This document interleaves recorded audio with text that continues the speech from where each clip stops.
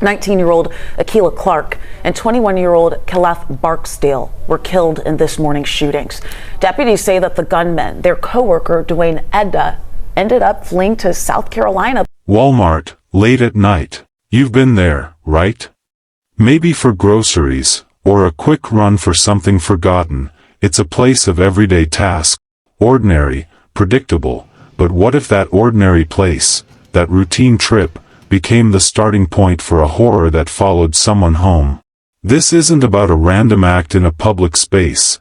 This is about a specific target, a young woman, and a question that chills. When a workplace argument turns deadly, how far can that violence truly go? Welcome to True Crime Footprint, where we unveil the darkest mysteries and the most chilling true crime tales. If you crave real-life crime stories that will keep you on the edge of your seat, you are in the right place. Kindly subscribe to this channel and turn on the notification bell, so you never miss any of our new stories. Your support keeps these stories alive. I hate when people call me an alcoholic, because I'm not an alcoholic, I'm a drunk. Yes. There's a difference. What's the difference? Alcoholics need alcohol. I don't need alcohol. I like to get drunk.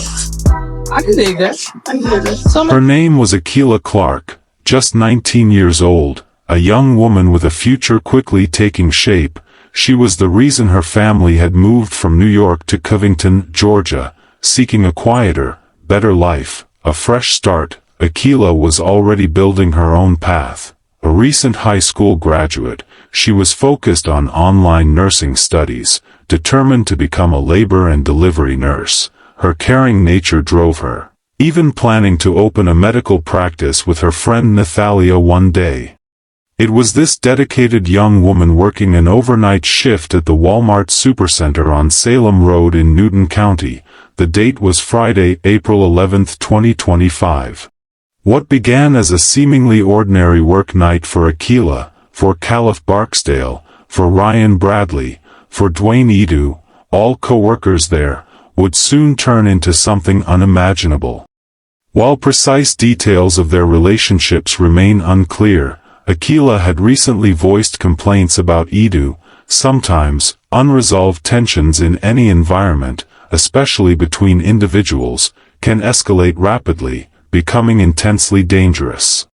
Before we move deeper into the terrible events of that morning, don't forget to show support. Kindly subscribe to True Crime Footprint. The clock had just passed 1:30 in the morning. Inside that Newton County Walmart, the quiet calm of the overnight shift was a fragile thing, a deceptive piece. Employees went about their duties, stocking shelves, cleaning aisles, preparing for a new day. This routine, shared by countless stores, felt utterly safe, utterly ordinary, until it wasn't. The sudden, violent sound of gunfire tore through the aisles. Chaos erupted, quick and terrifying. In those first moments of sheer terror, lives were instantly changed, forever altered. Two men collapsed. 21-year-old Caliph Barksdale was fatally shot right there on the store floor, his life ending in an instant. Ryan Bradley, 29, was also hit multiple times, sustaining critical injuries that, by some grace, he would survive, clinging to life. The person firing the weapon, the one who brought this sudden destruction, was Dwayne Edu, a 24-year-old co-worker. Unsettling reports suggest Edu had actually left the store premises at one point, acquired a firearm, and then returned, re-entering a place where he clearly meant to inflict further harm. After the initial shots that struck Caliph and Ryan, Edu exited the building once more, disappearing into the pre-dawn darkness. Think about that moment. How quickly a place you rely on for income, a setting for everyday tasks, can transform into a scene of pure fear. How vulnerable we can become when someone decides to bring violence into a shared space. Have you ever considered how easily your own familiar surroundings could be upended by unexpected conflict or an individual's sudden turn? With Dwayne Edu gone from the Walmart, the immediate danger seemed to pass for those still trapped inside. But where was he going? What was his next move, now that he had already caused such devastation? The answers were about to reveal an even more terrifying escalation, proving this was far from over. I'm Jonathan Martin. And I'm Faith Jesse, and we begin with that deadly shooting at a Covington Walmart. The Newton County Sheriff's Office says an employee there shot and killed one of his coworkers inside the store and injured another in the parking lot. And then they say he drove about 1.5 miles down the road and shot and killed another employee. The gunman, Dwayne Etta, was arrested in South Carolina, but not before shooting himself. And that is where we find our Chase Howell tonight. Chase, what can you tell us about what happened earlier? Jonathan, Faith, it's heartbreaking. The family of Akilah Clark, the woman who was shot and killed here, says the man kicked in their front door, chased her around the house, and then shot her to death in front of her mother while her sister hid in the closet. Just about 2 months shy of Akilah Clark's 20th birthday, police say she was gunned down by Dwayne Etta, who police say was her coworker. She's like how the sun's shining is probably her. Like, that's literally what she was. She was just a light. Like, she was the life of the party. Natalia Edwards is Clark's aunt. She says that's Etta's shoe print on the front door from when he kicked it in before going into the home and shooting her niece. And he came in her room and he went for her. Like, he walked right past my sister. He didn't even look in her direction. He didn't say nothing to her. He didn't point the gun at her. He didn't try to hurt her. He came for the target and he got his target, unfortunately. The terror born inside Walmart didn't stay confined to its aisles. It found a new path, a direct, chilling path, leading straight to a private residence, to a family's sanctuary. Dwayne Etta drove less than 2 miles from the store, his destination specific and deliberate. Akilah Clark's home on Emerson Trail. This wasn't a random act of violence. It was a focused pursuit, and it highlights a harsh truth. When boundaries are ignored, or unhealthy obsessions take root, the consequences can quickly become devastating.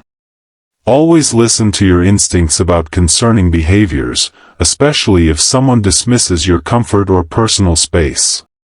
Akilah's front door, a simple barrier meant to offer safety, became an entrance for unspeakable horror. Etta didn't knock, he didn't wait, he simply kicked it down, shattering the frame and the peace within moments. He forced his way inside, bringing the chaotic violence from a public place into the most personal, protected space imaginable. Inside, Akilah was with her mother, Samantha Clark. What Samantha witnessed next is a nightmare no parent should ever endure. Etta confronted Akilah directly. The silence of the home was ripped apart by gunfire, sharp and final. Samantha heard 7, perhaps 8 shots. Her daughter, attacked and killed, right there, and in those terrifying seconds just before the door splintered. Akilah had urgently told her mother to call the police. She knew, she saw this coming. What transpired between them, what conflict had escalated to this point, that made her anticipate such a horrific act from a coworker? That unanswered question lingers, a profound shadow over everything. Right, deputies still don't know the motive in this case. What they do know is that the suspect shot 2 of his co-workers here inside this Walmart, then drove to another co-worker's home about 1 mile away from here and shot and killed her. As you said, the video you are about to see that the victim's mother gave to me is disturbing. He released like 5, 6, 7, 8, 9, 10 shots. The in-home surveillance video shows the murder as it played out. The video, which we decided to play on mute because the sounds are way too graphic, shows a man run up the stairs of this home on Emerson Trail early Friday morning. He first shoots through the door and then kicks his way in. Once inside, he opened fire. The video shows him run back down the stairs and out the door. Bullets hit 19-year-old Akilah Clark. She died at the scene. She fell on impact, and at that very end, I knew that my daughter was gone. After the shooting, Etta left the house, abandoning the scene as quickly as he had arrived. He did not harm Samantha or Akilah's younger sister, who, thankfully, had found refuge by hiding in a closet. His actions were tragically clear. His target was Akilah, and only Akilah. The invasion of that home, the raw, witnessed loss by a mother, reaches the deepest part of human pain, a violation that can never truly heal. This part of the story is incredibly difficult to hear, I know, but understanding the full impact is crucial. If you are finding the strength to listen to Akila's story unfold, please consider supporting this channel. Sharing this video or leaving a comment with your thoughts or condolences is a way to acknowledge the weight of this tragedy and the lives forever changed. It helps ensure Akila is remembered and that her story is heard by more people, amplifying its difficult lessons. As the sun prepared to rise over Newton County, the hunt for Dwayne Edu was already underway. Police moved swiftly, knowing every second mattered to track down the individual who had brought such widespread terror. The Newton County Sheriff's Office launched an urgent search, and intelligence quickly indicated Edu was fleeing eastward on Interstate 20. Authorities in Georgia coordinated with law enforcement across the border in South Carolina to intercept him. Their combined efforts were successful. Around 3:55 a.m., officers from the Aiken County Sheriff's Office and South Carolina State Troopers located Edu. A brief, tense standoff followed on the highway. Tragically, during that confrontation, Edu took his own life, shooting himself. He was transported to a hospital but died from his injuries 2 days later, on Sunday, April 13, 2025. With his death, any potential legal proceedings in Georgia came to a definitive end, closing the case in one sense, but leaving a chasm of unanswered questions for those left behind.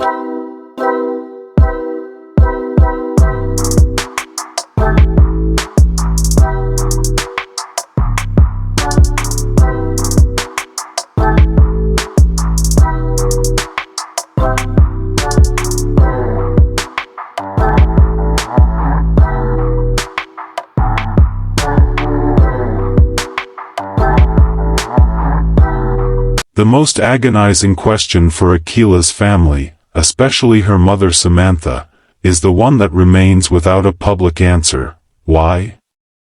Authorities have never publicly identified a clear motive for Edu's targeted violence.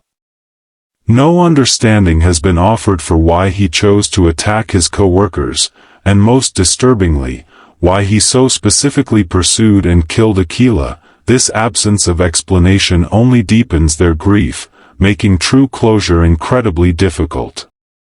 When conflicts or disagreements remain unaddressed, or when one person harbors disturbing intentions, the consequences can become tragically opaque, impossible to fully comprehend.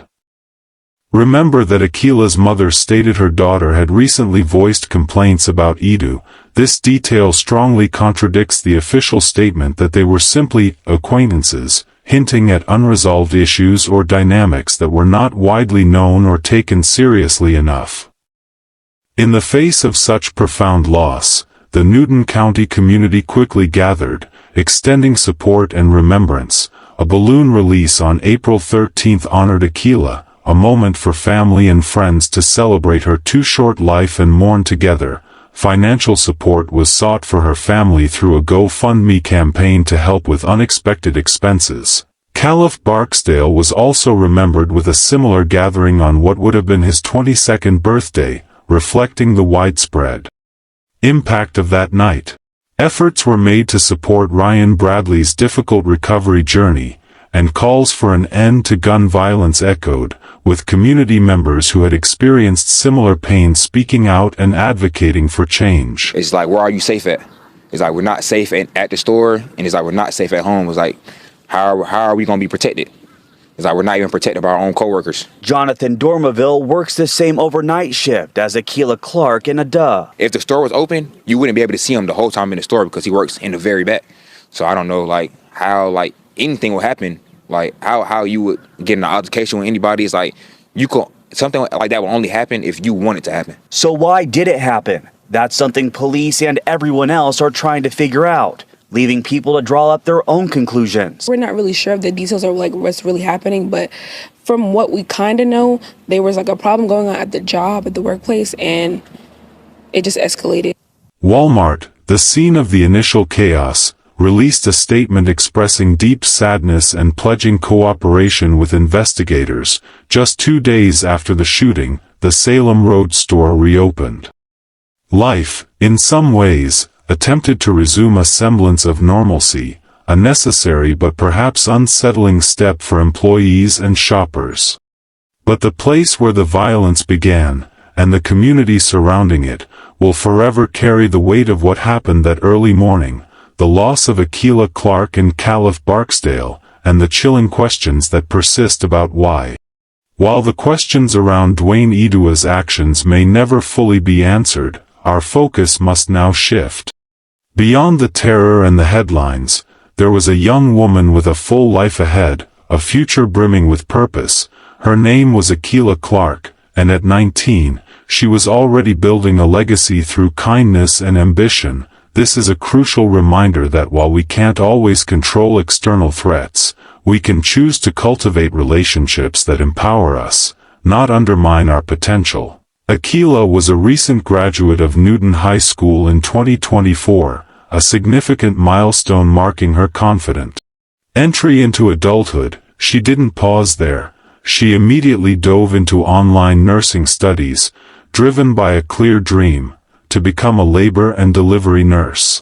Imagine that calling, dedicating herself to bringing new life into the world, a role perfectly suited to her caring and nurturing spirit. Her warmth and generosity were well known throughout her circle. Those who loved her described a person who was bubbly, friendly, loving, and truly caring. Akilah was celebrated for her willingness to help others, often going out of her way, even when it meant giving her last bit of comfort or resource. Her ambitions extended further too. She envisioned opening a medical practice someday with her friend Nathalia Edwards, who aspired to be a pediatrician. These weren't just fleeting thoughts. These were detailed, collaborative plans for a future of contribution and care, demonstrating her forward-thinking nature. Family was the absolute core of Akilah's existence. Her mother, Samantha, her father in Guyana, her sisters and brother, her grandparents, her aunts. She was deeply connected to every single one, part of a close-knit network. The family's move from New York to Georgia was a collective step towards a better life, a future they hoped to build together in peace. Akilah's loss leaves a profound, aching void in that family network, a pain felt across states and even continents. Holding on to balloons, holding on to each other. I honestly didn't want to release my balloon, but I did it for her, and I miss her a lot. Releasing balloons, but never the memories. A young life, overflowing with such specific, positive plans for a career helping others, for building a business, for supporting her family, extinguished by an act of violence with no publicly known motive. It feels like a cruel disruption of immense potential, a raw, unfair ending. What meaning can we possibly take from such a devastating, seemingly senseless act? Akilah's story, in its tragic details and the chilling questions it leaves behind, forces us to confront some difficult truths about vulnerability, about the ripple effects of unresolved conflict, and about the paramount importance of recognizing unhealthy dynamics before they become catastrophic. Akilah Clark's story, though deeply painful, offers vital lessons we must not ignore. It's about more than just the events of one horrifying night. It's a reflection on life, on human connection, and on the unseen dangers that can exist right beneath the surface of our everyday interactions. One powerful lesson is the sheer fragility of life itself, how quickly everything can change without warning. One moment, you're on shift, planning your future, the next, everything is irrevocably gone. No, seriously, it highlights just how fragile life truly is, how every moment should be valued, and how swiftly peace can be shattered. This narrative also underscores the absolute importance of workplace safety protocols and taking every concern seriously, no matter how minor it might seem. When an individual expresses discomfort or fear regarding a coworker, those warnings should never, ever go unheeded. Crucially, Akila's experience serves as a stark reminder about recognizing potential warning signs in interpersonal relationships, even professional ones, when someone feels dismissed, disrespected, or intensely focused on another person, especially after conflict. It can escalate to alarming levels. If you ever find yourself in a situation where someone is overly controlling, dismissive of your boundaries, or reacts disproportionately to perceived slights, those are critical signals you must not ignore. It is vital to seek help, to talk to trusted friends, family, or professionals, and to prioritize your safety by establishing clear boundaries or distancing yourself if necessary. Remember that chilling detail from earlier? Akila urging her mother to call the police just moments before the final attack. She recognized a threat. She felt that danger. Did you catch that? It's a detail that raises so many questions about what she truly knew and emphasizes the importance of acting on those instincts. The ripple effect of violence, as seen with Akila, Khalif, and Ryan, is immense. One act created a profound wave of grief and disruption that swept through families and an entire community. Yet, even in such short lives, a person's impact can endure. Akila Clark's dreams, her kindness, her aspirations to help others, these are what truly define her lasting legacy. We remember her not for the tragic moment her life ended, but for the vibrant spirit she carried throughout her 19 years. Sharing stories like Akila's is more than just recounting a crime.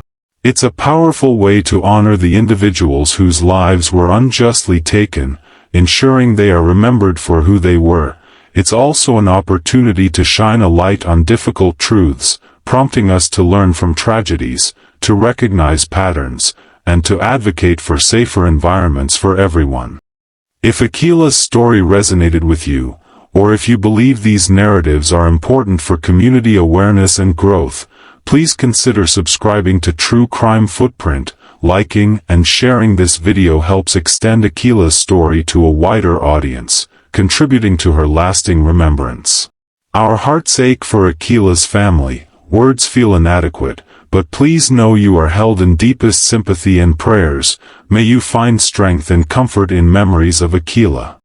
Thank you for watching, for your attention, and for joining us on this journey of reflection. Stay informed, stay vigilant, and above all, stay safe. See you on our next video.